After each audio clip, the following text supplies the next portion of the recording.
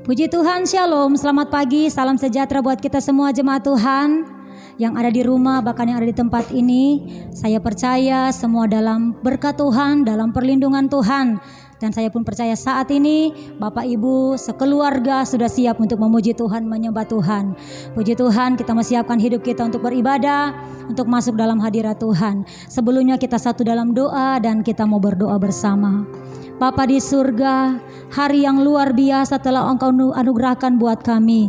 Kalau kami masih boleh ada saat ini semua karena Tuhan. Dan saat ini kami akan memuji, menyembah Engkau. Kami serahkan hidup kami ke dalam tangan-Mu. Tubuh jiwa roh kami Engkau ambil alih Tuhan, supaya kami dapat memberi yang terbaik buat Tuhan.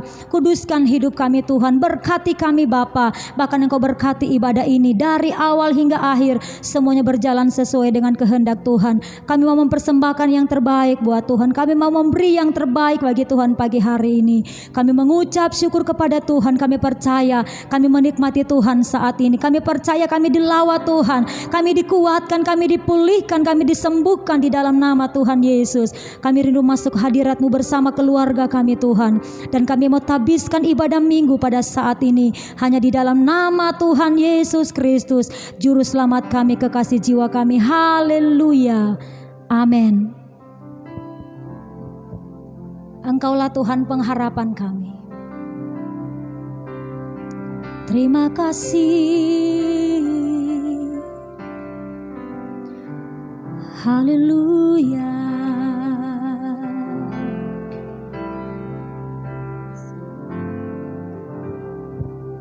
Amin. Terima kasih Yesus. Tuhan, Kaulah pengharapanku. Aku percaya hanya kepadamu, Yesus. Kaulah perlindunganku, Engkau yang selalu kupuji.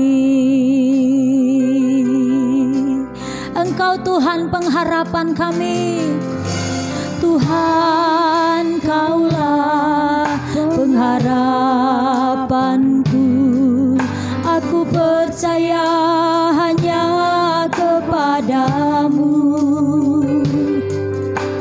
Yesus. Kaulah perlindunganku, Engkau yang selalu kupuji.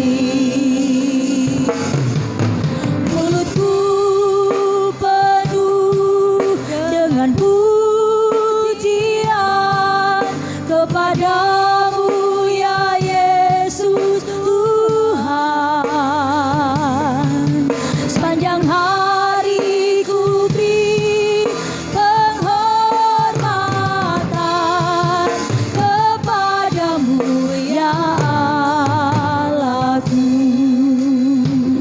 Kami beri penghormatan tertinggi hanya kepada Tuhan saat ini.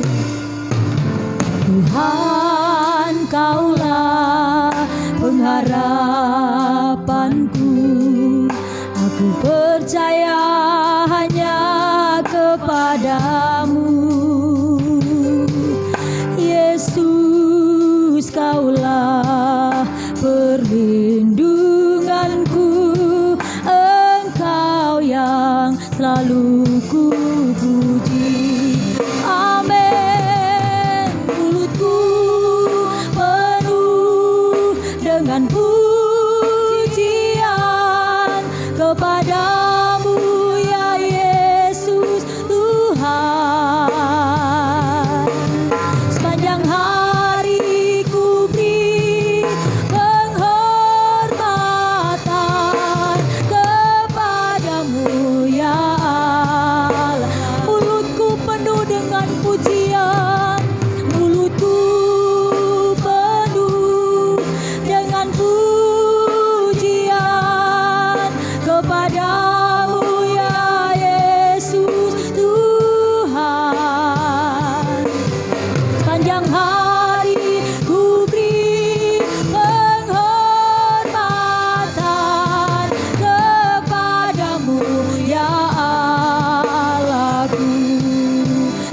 lagi katakan mulutku penuh dengan pujian. Mulutku penuh dengan pujian kepadamu ya Yesus Tuhan. Sepanjang hari ku beri penghormatan kepadamu ya Allahku. Sepanjang hari ku beri penghormatan kepadamu ya Allahku. Kepadamu Allahku, kepadamu ya Allahku.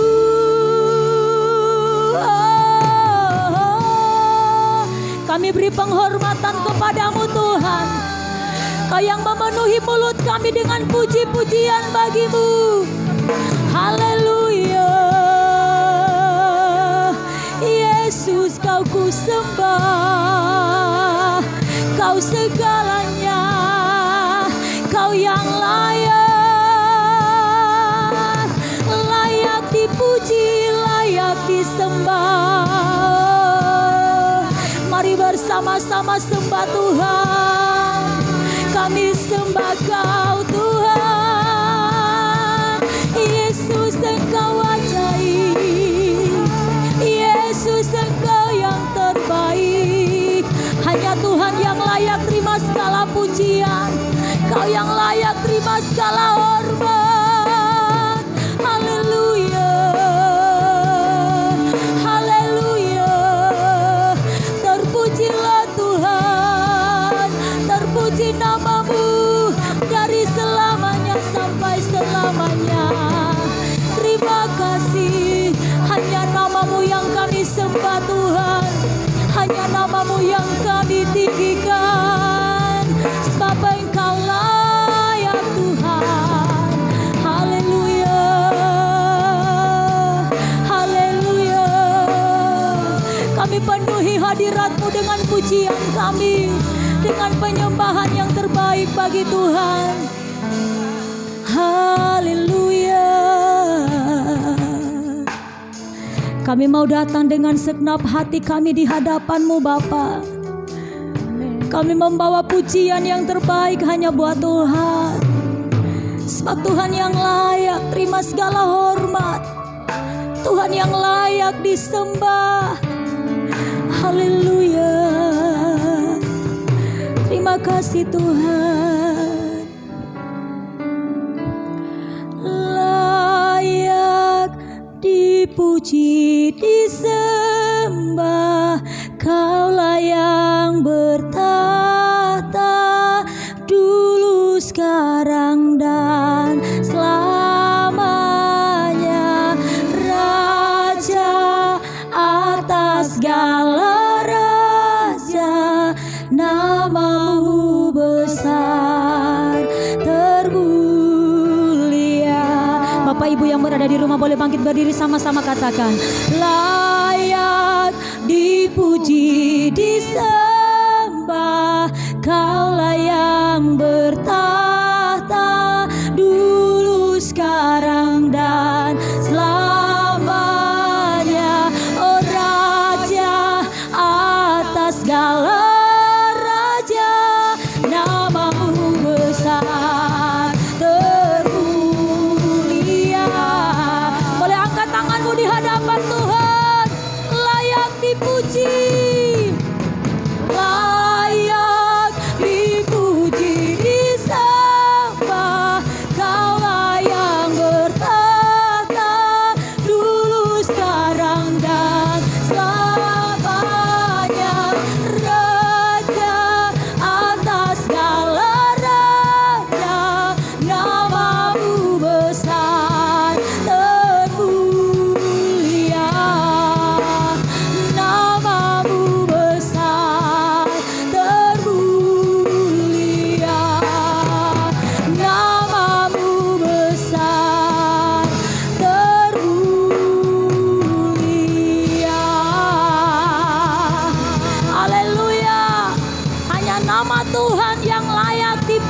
disembah saat ini, baik di bumi dan di surga siap menyembah-Mu Tuhan.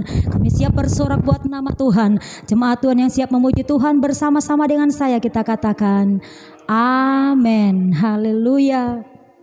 Dia Tuhan yang dahsyat dan luar biasa. Kita beri yang terbaik bagi Tuhan. Haleluya.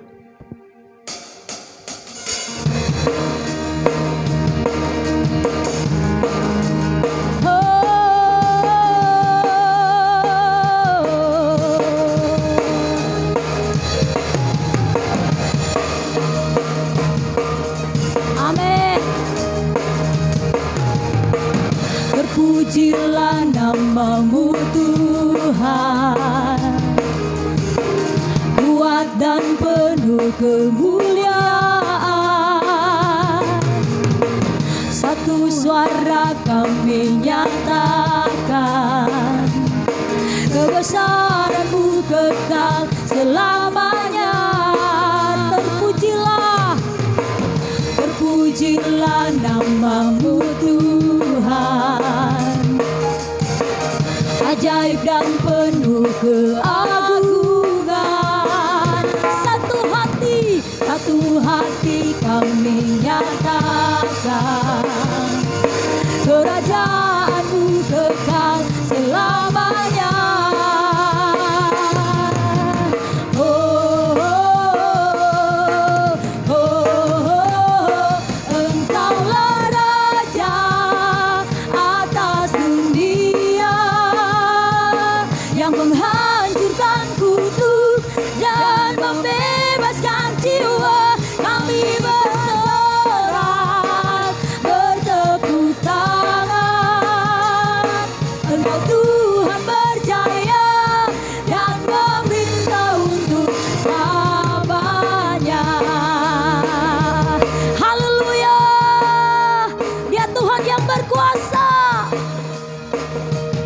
Mari sama-sama katakan,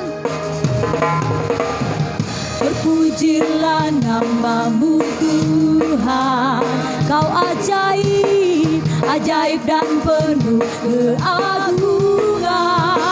Satu hati kami nyatakan, kerajaan-Mu kekal selamanya.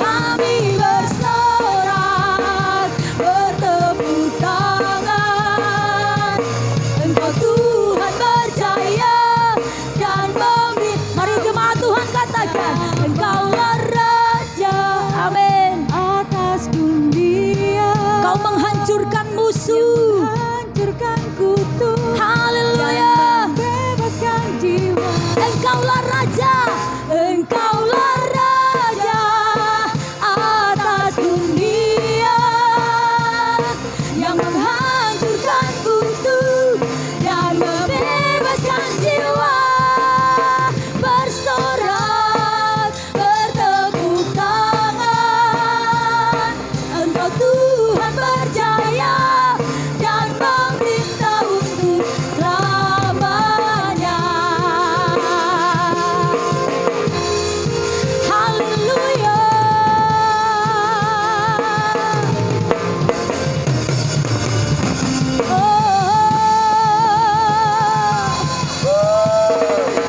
Haleluya.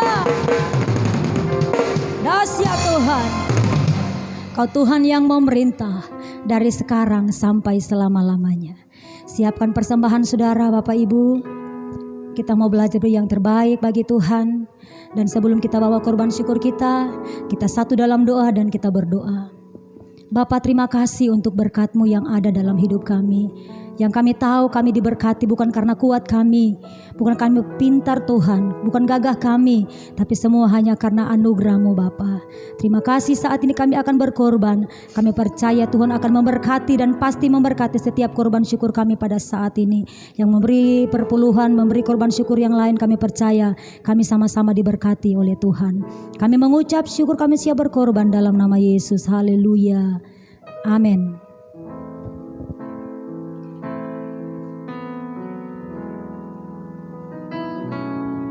Hidupku menggenapi firman-Mu,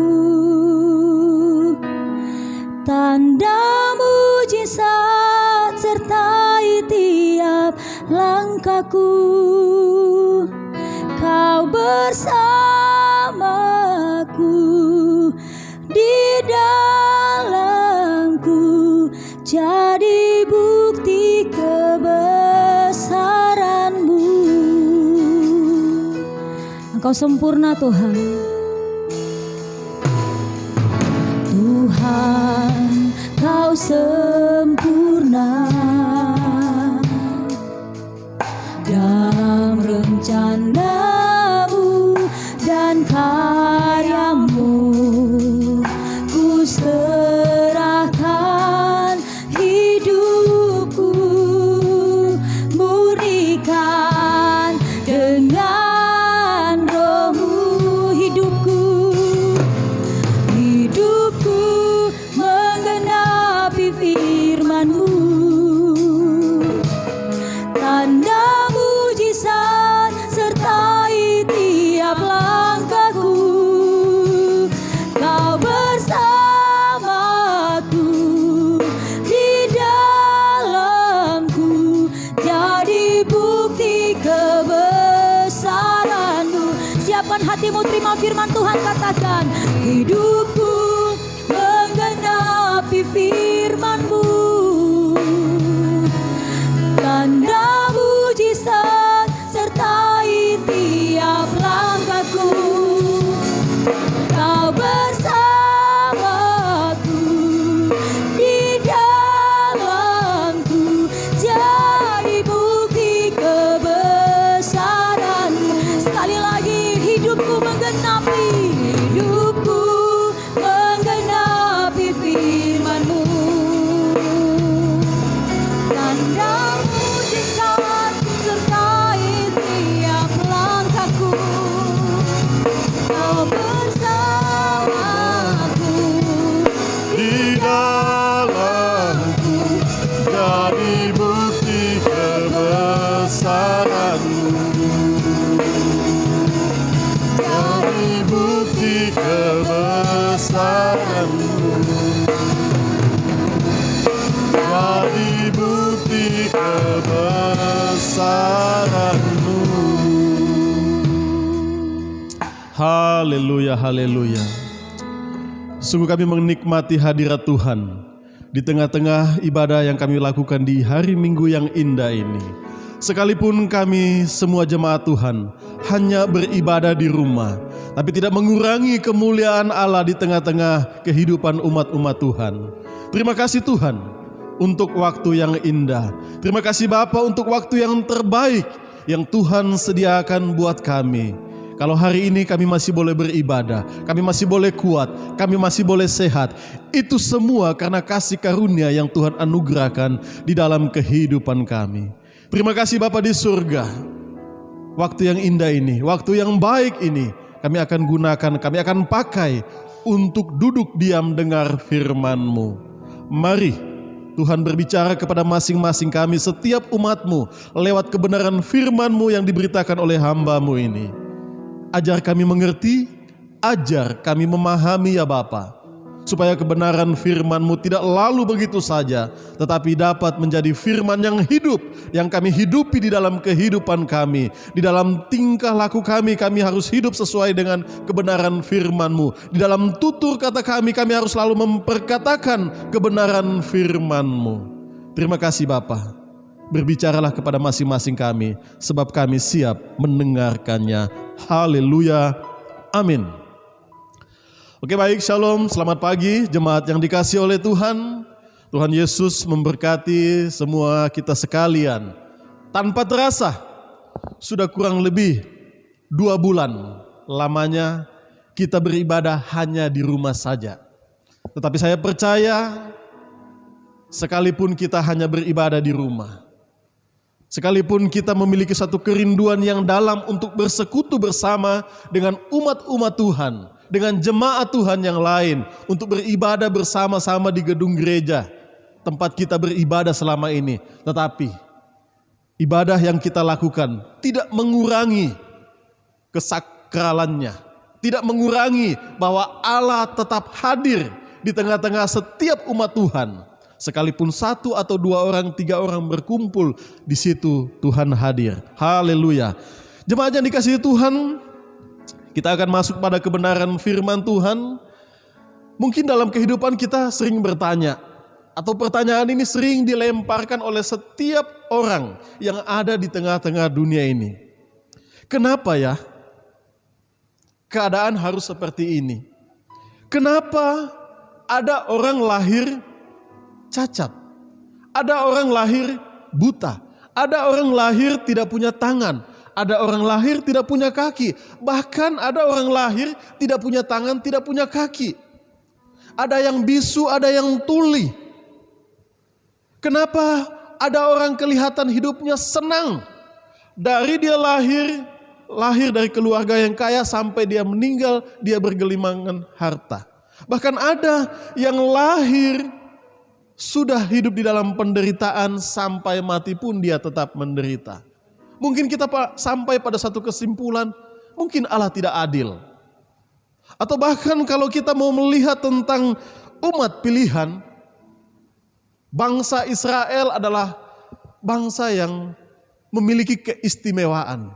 Dan kita akan bertanya, apa sih istimewanya bangsa Israel sampai mereka harus menjadi umat pilihan Allah? Kenapa bangsa Israel harus disebut sebagai anak-anak Allah? Kenapa bangsa Israel harus disebut kekasihnya Allah? Pertanyaan-pertanyaan ini mengganggu banyak pikiran daripada setiap umat manusia di seluruh dunia. Bahkan terkadang mereka sampai pada satu kesimpulan bahwa sesungguhnya Allah tidak adil. Tetapi benarkah demikian? Kalau kita mau menjawab semua pertanyaan itu secara sederhana, kita hanya bisa mengatakan bahwa itu semua adalah kedaulatan dari Allah. Karena itu saya kasih tema dari firman Tuhan yang akan kita renungkan bersama-sama di pagi hari ini, yaitu kedaulatan Allah atas ciptaannya. Mari kita dasari pemberitaan firman ini dengan kebenaran firman Tuhan yang akan kita baca bersama-sama dari kitab Roma, pasalnya yang ke-9.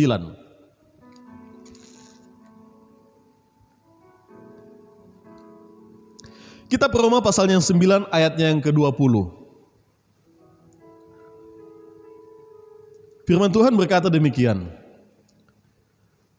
Siapakah kamu, hai manusia? Maka kamu membantah Allah. Dapatkah yang dibentuk berkata kepada yang membentuknya, mengapakah engkau membentuk aku demikian? Nah Bapak Ibu sekalian, kalau kita membaca ayat firman ini adalah perkataan Paulus yang disampaikan kepada jemaat di Roma. Dan Paulus tidak hadir secara langsung kepada jemaat di Roma waktu dia memperkatakan ini. Dia hanya menulis melalui surat. Oleh karena ada begitu banyak pertanyaan-pertanyaan yang dilontarkan oleh jemaat Tuhan yang ada di Roma, khususnya mereka yang bukan dari keturunan orang Israel. Jadi jemaat-jemaat Tuhan yang ada di Roma yang dimenangkan oleh Paulus dan murid-murid yang lain, ada berasal dari orang Romawi, orang Yunani, dan orang-orang yang lain yang tinggal di kota Roma. Sehingga di dalam kehidupan persekutuan orang percaya, mereka melihat ada keistimewaan khusus yang dirasakan atau dimiliki oleh orang-orang Yahudi yang menjadi Kristen pada saat itu. Dan di pasal 9 ini, Paulus memberi judul pilihan atas Israel. Kenapa Ishak disebut anak perjanjian? Paulus menjelaskan di situ. Kenapa bukan Ismail? Sebab memang anak perjanjian adalah anak yang dijanjikan oleh Allah kepada Abraham, bahwa lewat anak yang dijanjikan tersebut akan lahir suatu bangsa yang besar. Allah tidak pernah menyuruh Abraham dan Sarah untuk mengambil Hagar menjadi istri Abraham supaya melahirkan Ismail. Karena itu Ismail tidak disebut sebagai anak perjanjian. Paulus menjelaskan panjang lebar kepada jemaat di Roma pada saat itu. Dan sampai pada suatu pernyataan retorika yang disampaikan oleh Paulus, siapakah kamu hai manusia, maka kamu membantah Allah? Dapatkah yang dibentuk berkata kepada yang membentuknya, mengapa engkau membentuk aku demikian? Pertanyaan yang dilontarkan oleh jemaat Tuhan pada saat itu mungkin menjadi pertanyaan yang sama yang dilontarkan oleh umat Tuhan atau orang-orang pada umumnya di zaman sekarang ini. Ya Tuhan, mengapa keadaan menjadi demikian sulit? Akibat virus corona yang merebak begitu cepat, banyak orang yang di PHK, banyak orang yang meninggal, bahkan sampai perawat, dokter sekalipun ikut meninggal. Kenapa ekonomi menjadi sulit? Kenapa kehidupanku ini menjadi susah? Kenapa rumah tanggaku selalu bermasalah? Kenapa suamiku tidak bertobat? Kenapa istriku tidak berubah? Kenapa anak-anakku memberontak? Pertanyaan-pertanyaan seperti inilah yang selalu keluar di benak setiap orang. Tetapi satu hal yang pasti, kalau kita mau membaca kembali di ayat 20 tadi,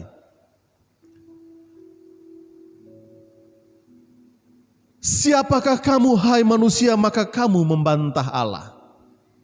Kata membantah di sini itu menunjukkan bahwa orang tersebut tidak setuju. Sama dengan dia mendebat Allah. Mungkin kita seperti itu. Tanpa kita sadari kita sudah membantah Allah. Kita sudah tidak setuju dengan keputusan Allah. Kita tidak setuju dengan keadaan seperti ini. Kita tidak menerima kenyataan yang terjadi saat ini. Sehingga Tuhan harus berbicara langsung kepada umat-umat Tuhan lewat peristiwa-peristiwa yang terjadi di dalam kehidupannya. Karena itu kita harus selalu peka mendengar suara Tuhan. Apa yang Tuhan mau sampaikan, apa yang Tuhan mau bicarakan, kita belajar mengerti, kita belajar memahaminya. Lewat apa? Lewat pendengaran akan firman Tuhan. Karena itu jangan pernah menjauhkan diri dari pertemuan-pertemuan ibadah. Sekalipun kita hanya ibadah di rumah saat ini, mungkin ada yang sampai tertidur dan ngantuk karena hanya melihat HP yang kecil. Ataupun kalau bisa disambungkan dengan layar televisi. Tetapi mungkin jemaat merasa jenuh dengan rutinitas seperti itu. Ibadahnya hanya lewat video.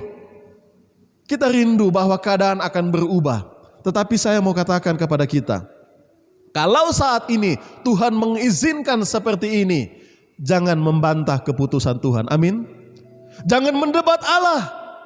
Biarkanlah itu terjadi, sebab Allah punya maksud untuk segala sesuatu yang terjadi di bawah matahari. Segala sesuatu yang terjadi di bawah kolong langit ini atas sepengetahuan Allah. Ayat 21. Apakah tukang priuk tidak mempunyai hak atas tanah liatnya untuk membuat dari satu gumpal yang sama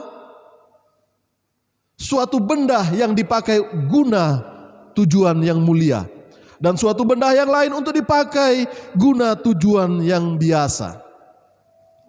Bapak Ibu sekalian, kita tidak bisa untuk protes keputusan Tuhan. Tuhan, kenapa saya harus jadi priuk? Kenapa saya harus jadi belanga? Panas hidupku, dibakar dari bawah, mendidih dari atas. sampai hitam seperti ini?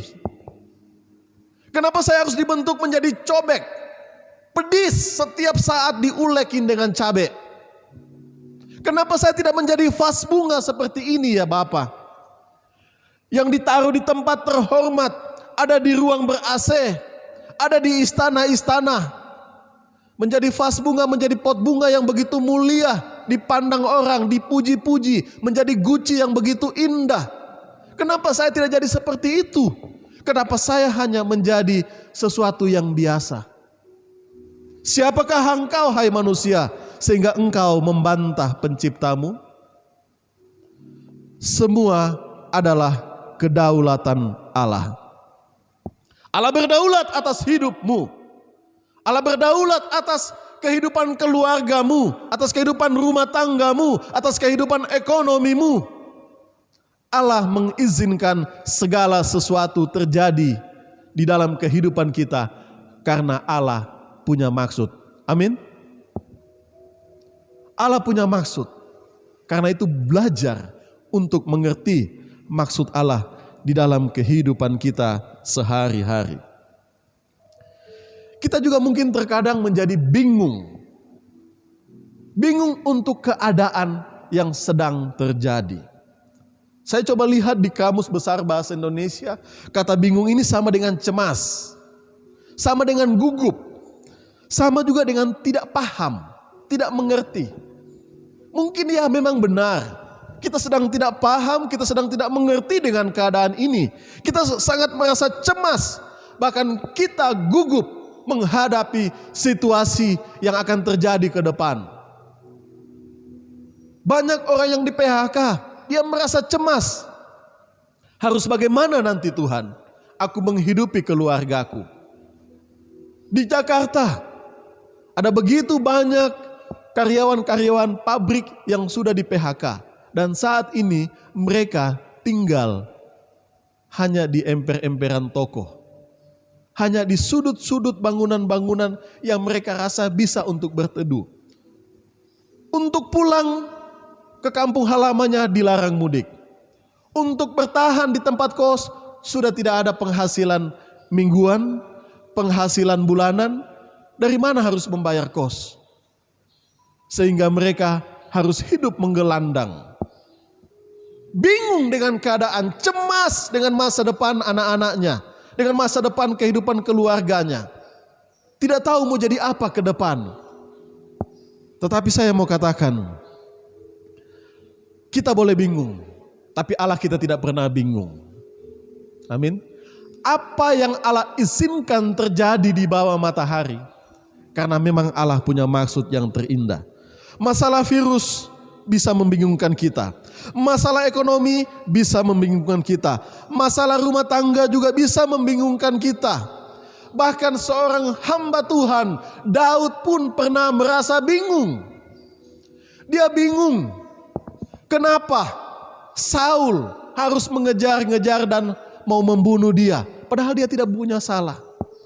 Daud pun pernah merasa bingung. Kenapa anak yang dikasihinya, Absalom, harus memberontak kepada dia, berusaha untuk membunuhnya, sehingga Daud harus turun dari tahtanya, harus keluar dari istananya, harus lari dari Yerusalem, berpindah dari satu kota ke kota lain untuk menghindari peperangan dengan anaknya Absalom. Daud bingung. Tetapi kita lihat di Mazmur 31 ayatnya yang ke-23.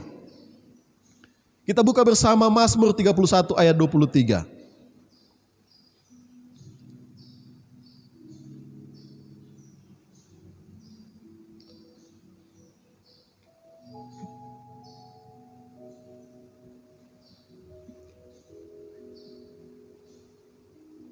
Coba maju yang ayat 24 atau mundur 21. Firman-Nya berkata demikian. Aku menyangka dalam kebingunganku, aku telah terbuang dari hadapan matamu. Tetapi sesungguhnya engkau mendengarkan suara permohonanku ketika aku berteriak kepadamu minta tolong. Daud merasa bingung. Dan di dalam kebingungannya, Daud merasa seakan-akan dia terbuang dari hadapan Allah. Tetapi sesungguhnya Daud katakan dengan iman, Allah tetap mendengarkan seruan minta tolongnya. Kita boleh bingung, tetapi kita harus terus bawa kepada Tuhan pergumulan yang kita hadapi. Kita serahkan kepada Tuhan segala sesuatu yang kita alami di dalam kehidupan ini. Besok, lusa dan seterusnya, serahkan hidupmu pada Tuhan. Tuhan yang akan menyediakan apa yang kau butuhkan, apa yang kau perlukan. Tuhan yang akan menjaga keluargamu, Tuhan yang akan menjaga bisnismu, Tuhan yang akan menjaga setiap apa yang kau pertaruhkan dalam kehidupanmu selama ini. Semua ada di dalam tangan Tuhan. Jangan pernah engkau merasa bingung. Sebab Allah kita yang hidup tidak pernah bingung dalam memberi keputusan. Allah mengizinkan segala sesuatu terjadi dalam hidupmu karena Allah punya maksud yang indah. Yusuf pun pernah merasa bingung seperti Daud. Dia bingung kenapa saudara-saudaranya membuang dia di sumur. Dia bingung diangkat kembali dari sumur, malah dijual ke Mesir. Yusuf menjadi bingung. Dia sudah bekerja baik di rumah Potifar, tetapi kenapa dia dijebloskan ke penjara padahal dia tidak melakukan sesuatu? Yusuf merasa bingung. Dan saat Allah mengangkat derajat Yusuf menjadi orang kedua di istana Firaun, dia punya kuasa. Dia punya hak untuk melakukan sesuatu, terutama buat keluarganya, buat saudara-saudaranya yang telah menyakiti dia. Tetapi kalau kita lihat di kitab Kejadian 50, sama-sama kita buka kitab Kejadian pasalnya yang ke-50, ayatnya yang ke-20. Dengan besar hati Yusuf berkata kepada saudara-saudaranya, "Memang kamu telah mereka-rekakan yang jahat terhadap aku, tetapi Allah telah mereka-rekakan untuk kebaikan dengan maksud melakukan seperti yang terjadi sekarang ini, yakni memelihara hidup suatu bangsa yang besar." Sekalipun Yusuf pernah bingung, tetapi pada akhirnya dia mengerti dan memahami bahwa di balik kebingungannya ternyata Tuhan mau mengangkat dia lebih tinggi dari saudara-saudaranya. Bahkan dia diangkat lebih tinggi dari orang-orang bangsa Mesir yang bukan menjadi bangsanya. Dia adalah orang Israel, tetapi dia menjadi orang nomor 2 di Mesir. Dan dia menyadari ternyata inilah maksud Tuhan itu. Karena itu sebagaimana Yusuf bisa diangkat dari setiap persoalannya, kita setiap umat Tuhan, mari kita pun harus menyadari, kita melepaskan segala kebingungan kita. Karena saat kita berseru minta tolong kepada Tuhan, kata Daud, Allah akan menjawab setiap pergumulan hidupmu. Kita harus percaya akan kedaulatan daripada Allah sebagai sang penjunan. Kita diciptakan menurut bentuk rupa dari yang dikehendaki oleh Allah. Kita diizinkan mengalami persoalan-persoalan hidup di dalam kehidupan kita. Semua adalah kedaulatan daripada Allah. Dunia boleh dihajar dengan virus corona. Dunia boleh sepi. Bahkan pemimpin-pemimpin dunia boleh bingung mengatasi bagaimana untuk meredam menyebarnya virus corona ini.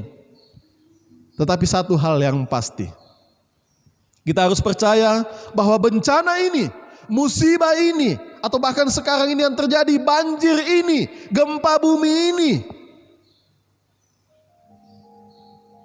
Tuhan mengizinkan segala sesuatu itu terjadi. Sebab Tuhan punya maksud yang terindah untuk kehidupan manusia. Tuhan sedang mengajarkan kehidupan manusia untuk belajar rendah hati. Untuk belajar mengakui kedaulatan Tuhan di dalam kehidupan kita. Siapakah kita manusia ini sehingga kita diangkat begitu mulia oleh Tuhan? Kita adalah makhluk fana. Kita adalah makhluk yang berdosa di hadapan Tuhan. Tetapi Tuhan permuliakan kita. Tidak perlu kita bertanya kenapa Israel menjadi bangsa pilihan. Tanya kepada dirimu, kenapa engkau pun menjadi umat pilihan Allah? Kenapa Allah begitu mengasihi engkau manusia yang berdosa? Kenapa engkau disebut menjadi anak-anak Allah? Tanya pada dirimu.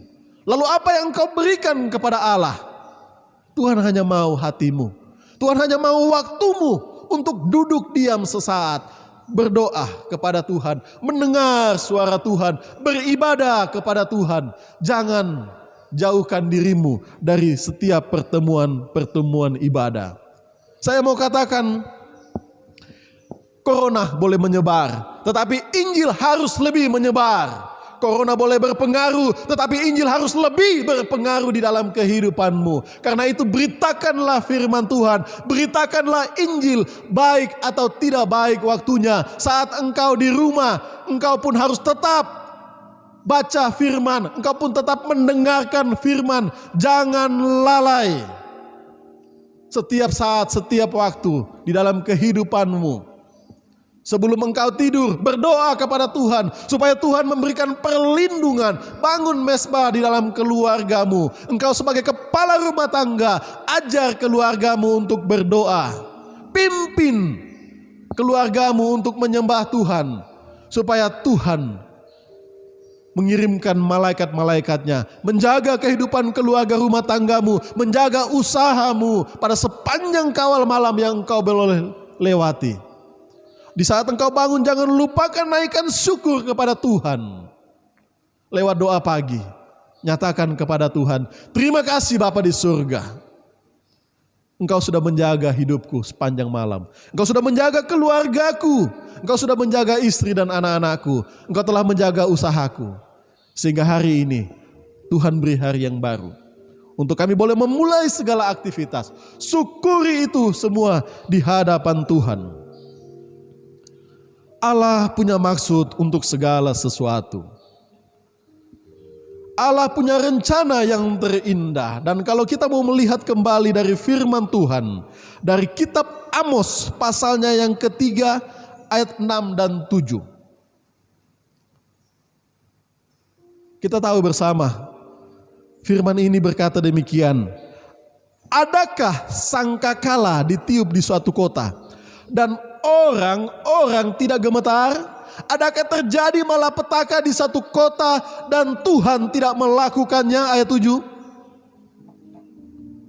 Sungguh Tuhan Allah tidak berbuat sesuatu tanpa menyatakan keputusannya kepada hamba-hambanya para nabi. Satu penekanan dikatakan Allah di ayat yang ke-6. Adakah terjadi malapetaka di satu kota dan Tuhan tidak melakukannya? Ini menunjukkan bahwa kalau sekarang keadaan begitu sulit oleh karena virus corona, saya mau katakan bahwa Tuhan mengizinkan itu terjadi. Tuhan izinkan terjadi segala sesuatu terjadi dalam kehidupan kita oleh sebab Allah mengasihi kita. Dia tidak mau kita terlalu hanyut di dalam segala hal-hal yang membuat kita lupa diri. Dia mau kita terus menundukkan diri di hadapan Tuhan. Kita terus mencari wajah Tuhan. Kita terus memuliakan Tuhan. Kalau kita melihat video-video yang sering beredar saat ini, kita melihat di Brasil, kita melihat di Amerika Latin lainnya, kita melihat di kota-kota besar lainnya di Amerika. Di jalan-jalan, di rumah-rumah, di mobil, orang sujud menyembah Allah, orang menyanyi memuliakan Tuhan. Itu semua karena apa? Karena mereka menyadari keterbatasannya sebagai manusia. Klub-klub malam tutup, diskotik tutup, tempat-tempat keramaian tutup, tempat-tempat wisata tutup, tempat-tempat maksiat tutup. Semua orang mencari Tuhan. Menyadari keberadaannya, menyadari kelemahannya, menyadari bahwa segala sesuatu yang terjadi itu semua atas seizin daripada Allah. Ingat akan 3 hal. Pelihara iman, jaga imun, cari aman. Percaya Tuhan, betul. Beriman, harus. Tetapi jangan mencobai Tuhan di dalam kehidupanmu. Amsal 27 ayat 12. Kita lihat Amsal 27 ayat 12. Kalau orang bijak melihat malapetaka, bersembunyilah ia. Tetapi orang yang tak berpengalaman berjalan terus, lalu kena celaka. Saya katakan tadi beriman oke, tetapi iman jangan konyol. Kalau kita tahu sekarang virus corona akan begitu cepat menyebar dan bisa kena kepada siapa saja, keluar pakai masker, diam di rumah saja. Kalaupun memang harus perlu kita keluar, baru kita keluar. Bagus, saya setuju dengan keadaan sekarang ini, anjuran pemerintah supaya diam di rumah saja. Sebab banyak bapak-bapak yang tukang bapontar, jadi diam-diam di rumah. Mungkin so gatal DP kaki mau jalan ke sana kemari. Tetapi lewat peristiwa ini, banyak mulai belajar untuk diam di rumah. Tadi hubungan antara suami istri yang sudah mulai renggang.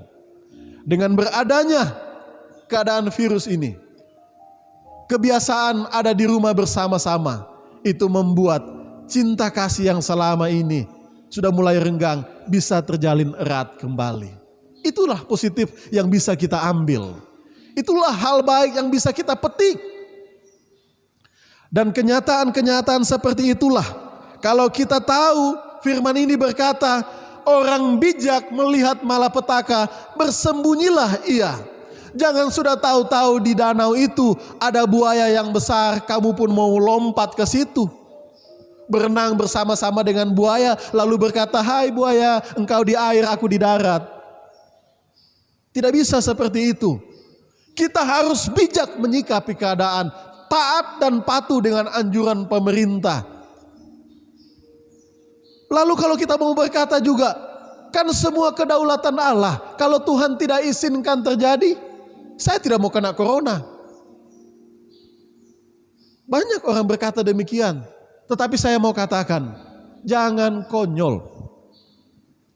Orang bisa kena celaka karena kebodohannya. Mazmur 107 ayat 17. Sama-sama kita lihat Mazmur 107 ayat 17. Ada orang-orang yang menjadi sakit oleh sebab kelakuan mereka yang berdosa, dan disiksa oleh sebab kesalahan-kesalahan mereka. Memang benar, ada banyak orang yang mengalami sakit karena dosa dan kesalahan-kesalahan yang dia buat. Tetapi tidak bisa pun kita mau menjustis bahwa semua orang yang sakit atau orang yang kena corona itu karena mereka berdosa. Tidak boleh. Kita tidak boleh menjustis demikian. Kita tidak boleh menghakimi sesama kita secara serampangan. Perawat, mereka adalah pahlawan kemanusiaan. Dokter, mereka berkorban waktu dan tenaga untuk mengatasi penyakit corona, tetapi mereka harus harus terpapar penyakit tersebut. Bukan keinginan mereka. Banyak juga karena kesalahan pasien yang tidak mau jujur. Lalu kita mau berkata, mungkin dia punya salah, mungkin dia punya dosa. Tidak boleh. Penghakiman adalah hak Allah. Penyakit boleh terjadi atas seizin Allah, tetapi tidak selamanya oleh karena kesalahan manusia. Bahkan Tuhan Yesus pernah didatangi oleh beberapa orang dan bertanya. Kita buka dulu ayatnya. Lukas 13 ayat 1. Lukas 13 ayat 1. Lihat peristiwa ini ya. Pada waktu itu datanglah kepada Yesus beberapa orang membawa kabar tentang orang-orang Galilea yang darahnya dicampurkan Pilatus dengan darah korban yang mereka persembahkan. Nah, ini kisahnya, orang datang menyampaikan kabar kepada Tuhan Yesus bahwa ada loh orang-orang Galilea dibunuh dan darahnya dicampurkan dengan darah korban binatang, lalu dipersembahkan kepada dewa-dewa orang Romawi. Sebab Pilatus adalah orang Romawi, pemimpin di wilayah pada saat itu. Dia mempersembahkan korban kepada dewanya dan membunuh beberapa orang Galilea untuk diambil darahnya dicampur dengan darah binatang. Tetapi apa Tuhan Yesus jawab di ayat kedua? Tuhan tahu isi hati orang yang bertanya ini. Yesus menjawab mereka, sangkamu orang-orang Galilea ini lebih besar dosanya daripada dosa semua orang Galilea yang lain karena mereka mengalami nasib itu. Jadi sesungguhnya orang banyak yang bertanya atau membawa pesan itu, membawa berita itu kepada Yesus, punya perasaan, punya prasangka yang keliru. Mereka menuduh bahwa orang Galilea yang mati terbunuh itu, yang dipersembahkan darahnya kepada dewa, karena mereka bersalah, karena mereka berdosa, karena mereka menjadi orang yang terhukum. Tuhan Yesus tahu isi hati. Allah yang maha tahu mengetahui isi hati setiap kita. Karena itu jangan pernah kita menghakimi orang lain. Makanya Tuhan katakan, sangkamu. Jangan kamu kira orang Galilea yang mati itu dia lebih berdosa daripada kamu. Itu sebenarnya penegasan daripada Tuhan Yesus yang mau sampaikan. Jangan kamu kira mereka layak atau lebih layak menerima persoalan dalam kehidupannya dibandingkan kamu. Masing-masing kita mempertanggungjawabkan apa yang kita buat, apa yang kita lakukan di hadapan Tuhan di tengah-tengah dunia ini. Karena itu, kita kembali kepada topik tadi, bahwa Allah berdaulat. Dan kita bisa menyimpulkan keseluruhan daripada kebenaran firman Tuhan yang sudah saya beritakan tadi ini. Bahwa sesungguhnya kita harus melihat kedaulatan Allah berlaku untuk semua ciptaannya, katakan amin.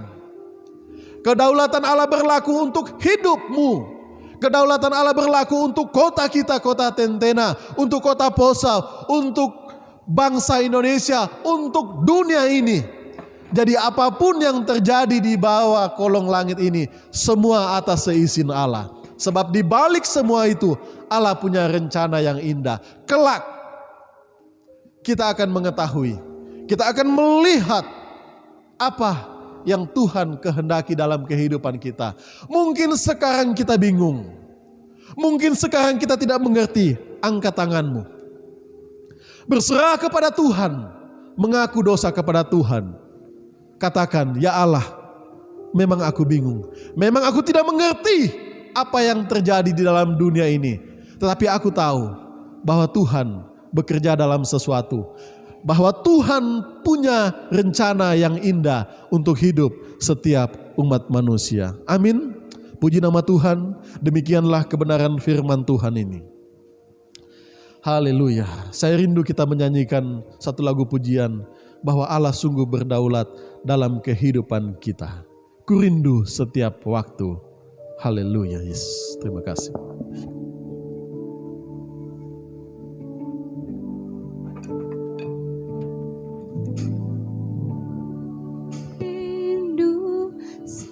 Setiap waktu hidup di kebenaran-Mu, bukan dengan kuatku,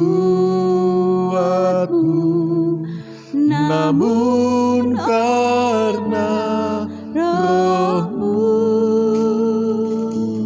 Yesus yang ku pegang teguh. Haleluya, haleluya. Sekali lagi katakan, ku rindu setiap waktu. Ku rindu setiap waktu hidup di kebenaran-Mu, bukan dengan kuatku, namun karena Roh-Mu. Yesus Kau yang ku pegang teguh. Engkaulah Tuhan, Engkaulah Allah yang berdaulat. Engkaulah Tuhan, Engkaulah Raja.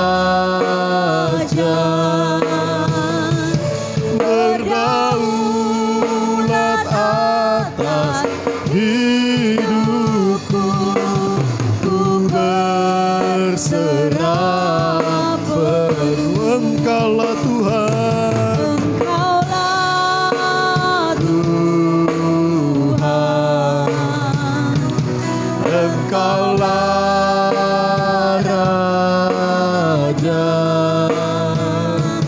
berdaulat atas hidupku, ku berserah berdaulat, berdaulat atas hidupku, ku berserah. Sekali lagi katakan, berdaulat atas hidupku.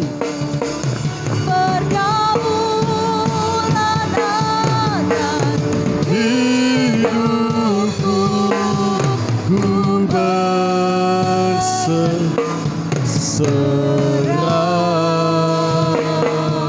penuh. Haleluya, haleluya, haleluya. Benar Tuhan, Engkau adalah Allah yang berdaulat atas hidup kami.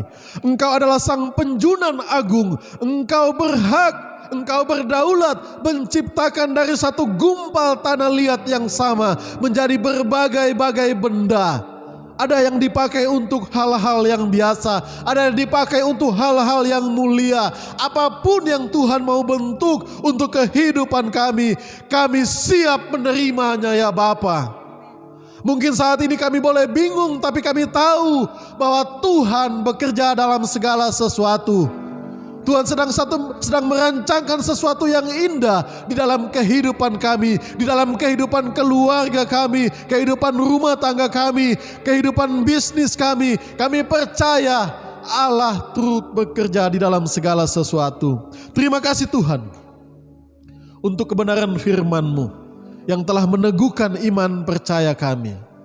Terima kasih untuk kebenaran firman-Mu yang kembali mengajarkan dan mengingatkan kepada kami akan Allah pencipta kami, akan siapa kami manusia ini, sehingga kami belajar untuk terus rendah hati di hadapan Tuhan. Terima kasih Tuhan, kiranya kebenaran firman-Mu ini terus menjadi firman yang hidup di dalam kehidupan kami. Hamba-Mu mau berdoa untuk setiap jemaat Tuhan yang ada di rumah mereka masing-masing. Ya Tuhan, Engkau melihat keberadaan mereka saat ini. Engkau melihat pergumulan mereka. Engkau melihat kesusahan hati mereka. Engkau melihat kebingungan mereka. Tetapi mari Tuhan, Engkau hadir selalu di dalam kehidupan mereka, memberikan jalan keluar yang terbaik dari setiap persoalan-persoalan yang mereka hadapi. Bahkan mereka yang mengalami sakit, Tuhan sembuhkan di dalam nama Tuhan Yesus. Terima kasih untuk karya terindah yang sudah Tuhan nyatakan dalam kehidupan kami. Karena itu tetap kami bawa bangsa kami, bangsa Indonesia, ke dalam tangan kasih-Mu. Tetap kami bawa pemerintah kami, Bapak Presiden dan wakilnya, ke dalam tangan kasih Tuhan. Kiranya hikmat yang daripada Tuhan memampukan mereka untuk membawa bangsa ini menjadi lebih baik lagi. Kami bawa daerah kami, Kota Poso, Kota Tentena, ke dalam tangan kasih-Mu. Dan biarlah setiap umat Tuhan yang ada di kota ini terus hidup disiplin, menjaga segala hal-hal yang sudah ditetapkan oleh pemerintah, sehingga segala virus penyakit tidak akan menyebar di kota kami. Dan kalaupun itu terjadi, Bapa ajar kami untuk menerima kedaulatan Allah yang terjadi atas hidup umat Tuhan yang ada di kota ini. Ajar kami untuk terus menjaga diri kami, ajar kami untuk terus memelihara iman percaya kami, sehingga hidup kami selalu ada di dalam tangan Tuhan. Terima kasih Tuhan. Kembali kami mengucap syukur kepadamu untuk ibadah minggu yang boleh terlaksana ini. Untuk setiap hamba-hamba Tuhan yang mengambil bagian di dalam pelayanan ini. Tuhan memberkati semua kami. Dan Tuhan berkenan atas pelayanan kami. Dan kami selalu mengucap syukur untuk segala kebaikan Tuhan yang Tuhan nyatakan di dalam kehidupan kami masing-masing. Terima kasih Bapa di surga. Akhirnya kami akan menutup ibadah ini Tuhan. Kami mengucap syukur kepada Tuhan dan bersatu hati kami mau menerima berkat Tuhan. Jemaat yang dikasihi Tuhan yang ada di rumah kita masing-masing, kiranya berkat damai sejahtera daripada Allah Bapa kita, cinta kasih daripada Tuhan kita Yesus Kristus, serta persekutuan yang manis dan indah dengan Allah Roh Kudus akan menyertai kehidupanmu dari sekarang sampai selama-lamanya. Haleluya. Amin. Selamat hari Minggu. Tuhan Yesus memberkati kita sekalian. Amin.